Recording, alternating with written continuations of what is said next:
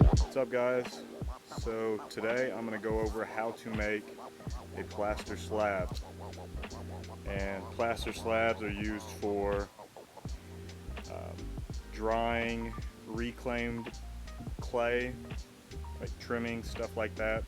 This is going to help this batch of clay that I have right now, is going to help it dry quicker and give it more consistency throughout the body of the clay.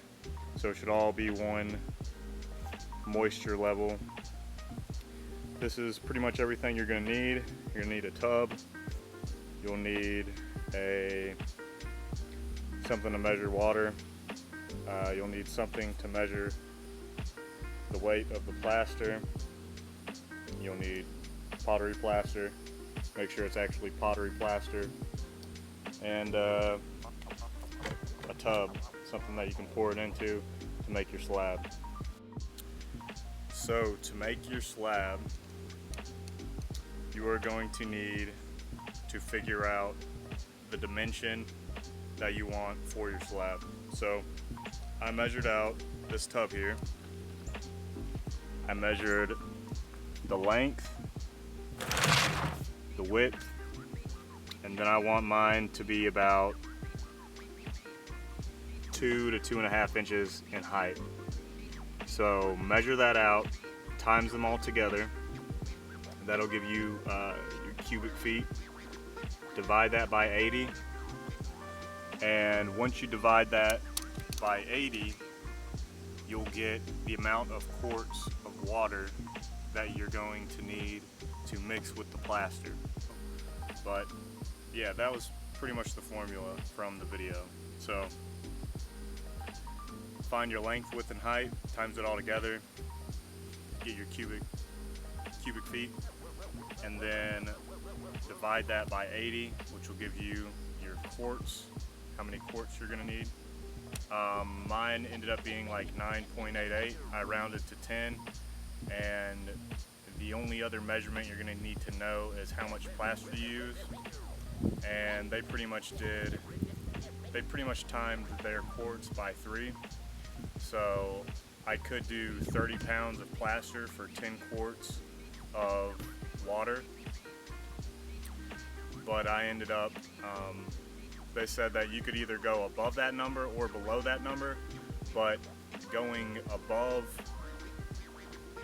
2.7, I believe, was their equation. That gives you a more dense plaster slab, so you have like less air pockets, stuff like that. And if you go below 2.7, you're gonna have pretty much more air bubbles. So what you want to do is, I don't really care about the bubbles too much, because I'm going to be using this as a damp box and as just like a thing to reclaim my clay, and I don't need it like super fine. I think you can still get a lot of those air bubbles out and pockets of stuff. I mean, it's not going to be as dense because it doesn't have as much plaster, which means, I don't know, it may or may not be able to take a beating. But I just want to see this formula, how it looks, how it feels, if it's sturdy enough, because I'd like to save some of my plaster to use in other projects. So the more I can cut back on using plaster, the more I can use it for other molds and stuff like that. So just be aware that 2.7 is the normal for that formula. You times your water by 2.7, or go a little bit up for a more dense slab, go a little bit more down for a lighter slab. It's all taste, I guess, at this point. This is going to be my first time making a slab, so I'm going to take you through the process as I make it. But yeah, that's pretty much the formula. So everything else, I'm just going to go through the steps, show you guys. And if you learned something, please like, leave a comment, share. It all helps. So the first thing that I need to do is I need to fill this up. I need to fill up 40 cups of it. This goes up to 8 cups, so I need to fill up 5 of these.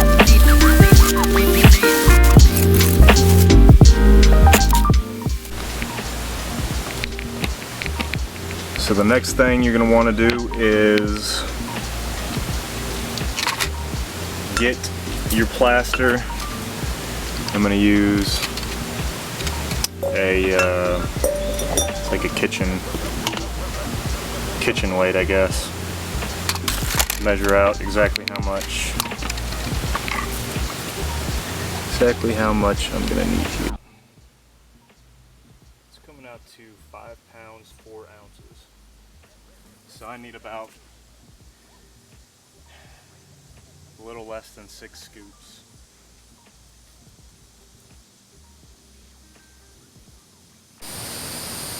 Alright, so I'm going to add this to the water as I scoop it. All you want to do is make sure you spread it out.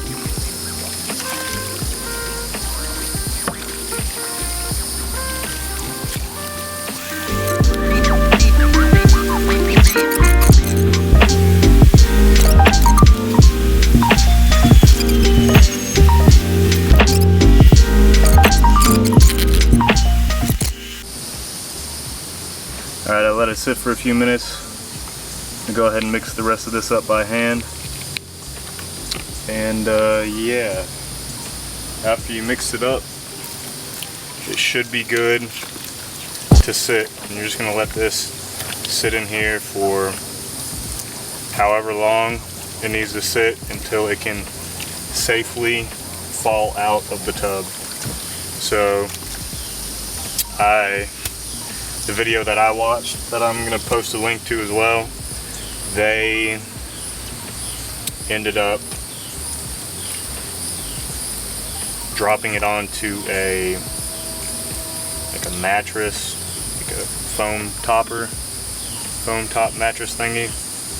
But you could maybe drop it on, like, I don't know, your grass lawn or some folded towels, something like that. But all you're trying to do here is find all of these lumps in the plaster of Paris or ceramic plaster that you're going to be using.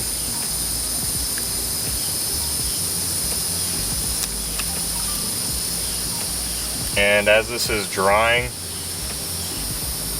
I've also watched a few other videos. As this starts to dry over the next hour or so, you still won't be able to drop it out, but what you can do is it'll be soft enough for you to come in and sand down the top to make it smoother, or come in and like trim these bubbles if like there's lumps in the bubbles or something like that. So that's just another thing that you can come in and do. I'm trying to get all the lumps off the bottom area, anything that I feel like isn't consistent.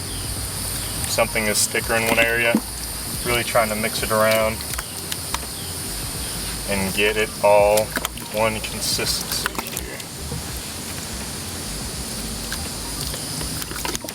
So I can still feel a lot of lumps in here. I don't know if it's supposed to feel like that. Maybe I didn't let it sit long enough.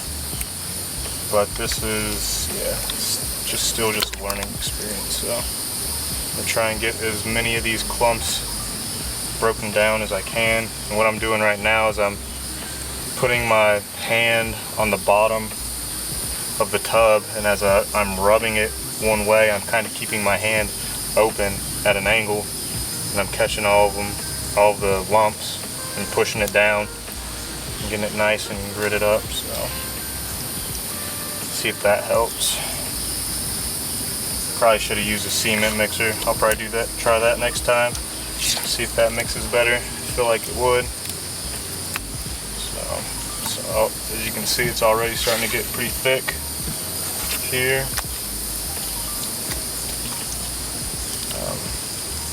So before this really starts setting in, I will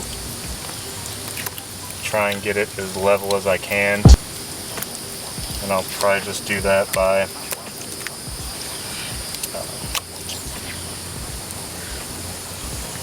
tapping the box shaking it a little bit, and look, it's already starting to get to the point where it's going to be hard. So I'm going to go ahead and take my hand out of here, get all that off, and then I'm going to work on leveling this out before it gets too hard here. So you got to work quick. You got to work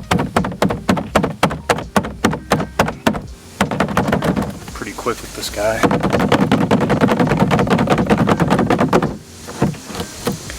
But as you can see, there's the sides here look pretty consistent, but that middle, can't really get a good rumbling in the middle.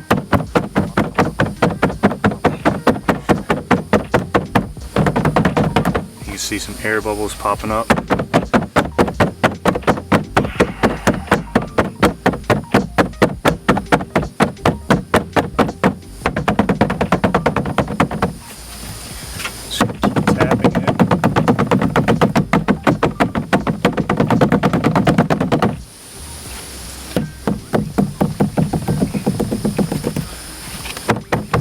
Hopefully this, oh wow, that's already set pretty well here. So I'm gonna come back out here in about an hour, and we'll just try and smooth this middle area down some. And then other than that, I think that's about all I can do.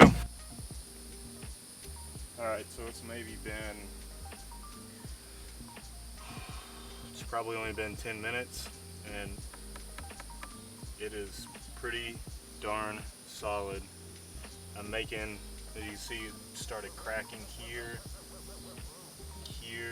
I'm not sure what that's about. It's probably from me moving it with this guy. But I'm going to go ahead and make some lines and try and stop those cracks. Oops. Try and stop those cracks. Look at that, it's already coming out. And I can't even really get in deep enough now, but I'll probably just end up cutting the sides here so that these cracks don't eventually keep expanding into the bigger slab. Alright, so I've got an 80 grit, a 120, and then a 220. And I might use this 800 if I can get high enough up to it. If I feel like I can use it, but go ahead and clear off. Pretty much just want this area in here as smooth as possible. That's where I'm going to be doing all my wedging. That's where I'm going to let my clay pieces sit. So all these ridges right here, it's only been maybe 20 to 25 minutes since I mixed this in by hand and have just kind of like been letting it sit and observing it.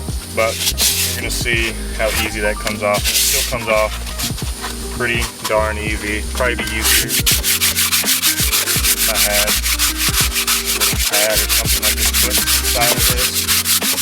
But that already feels smoother.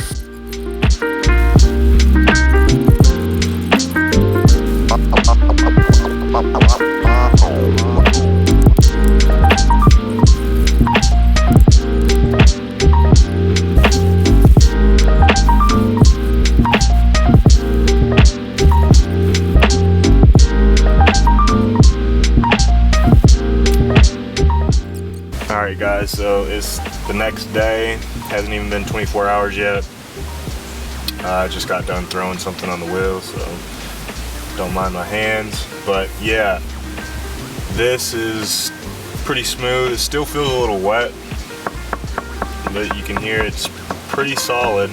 I mean, it sounds solid to me, so I'm gonna go ahead and try and flip it over and see if it will come out. And yeah, show you guys that process real quick. I did sandpaper it. I'll probably sandpaper it again, and once I get it out, I'll cut the edge here and try and just round it out a little bit more instead of having sharp edges. And that'll probably be it. And then I'm gonna use it to wedge some clay and use it as a damp box and see how it does.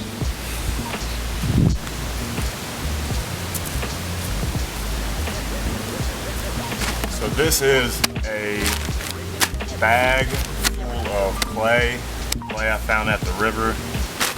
It's still super soft right now, so I'm just gonna make that as like a bedding for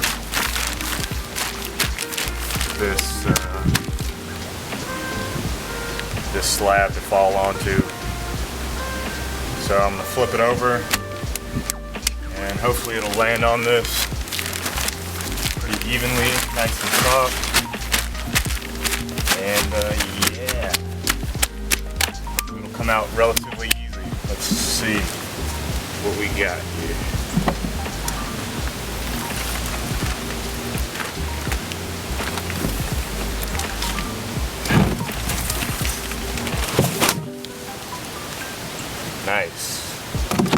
Nice and easy.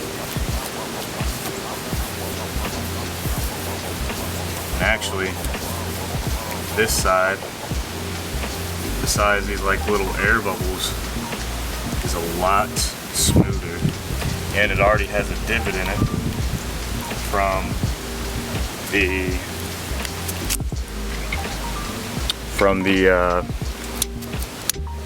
bottom of the tub. So I might actually use that as damp box and wedging area. But yeah, it's really smooth. Besides, like, there's little divots and holes and stuff from, I'm assuming, the air bubbles. But other than that, it looks pretty nice. I'm gonna clean up these edges, clean up any sharp edges that I have with the razor blade, and then it'll be good to go. I'll let it dry for a few more days before I try and use it. Still feels a little bit damp. It's starting to rain, so I'm gonna end this for right now. All right, so it's been about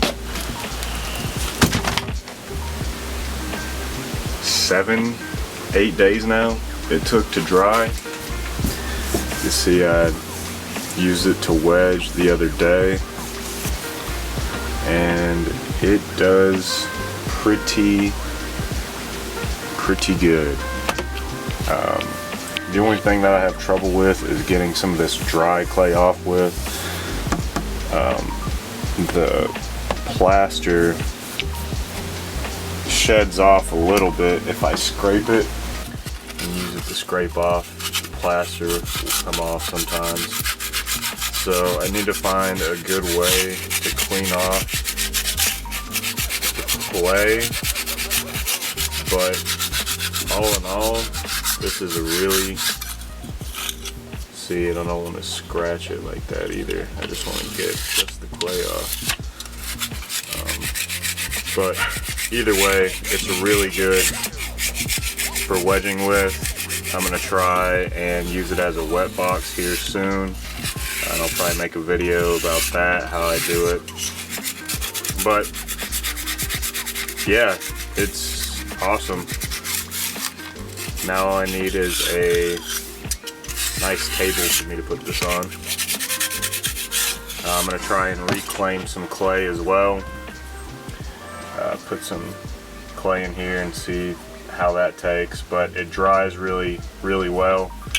The only thing I would say is if you're going to use this to reclaim, I would either put holes in the bottom of your tub so that it can still get air flow through it. This tub with no holes would be good for a wet box. If you're going to use your wedging table or this wedging slab for trying to reclaim pottery, then I would I would either take it out and use the bottom side that has the indent into it, or I would put holes in this so that it can actually get airflow through it and dry. If you close this up with it, it's not gonna reclaim that clay for it. It's not gonna get it to that consistency that you want. So it needs to be able to dry. But I use this, I keep it in here and I wedge in here, which is a little awkward, but I don't really mind. And yeah, I plan on using this as a wet box for doing some more hand building type projects. So I'm just keeping it in this box, but you can use it for a lot of different things. So hope this helped. Thanks for watching, guys.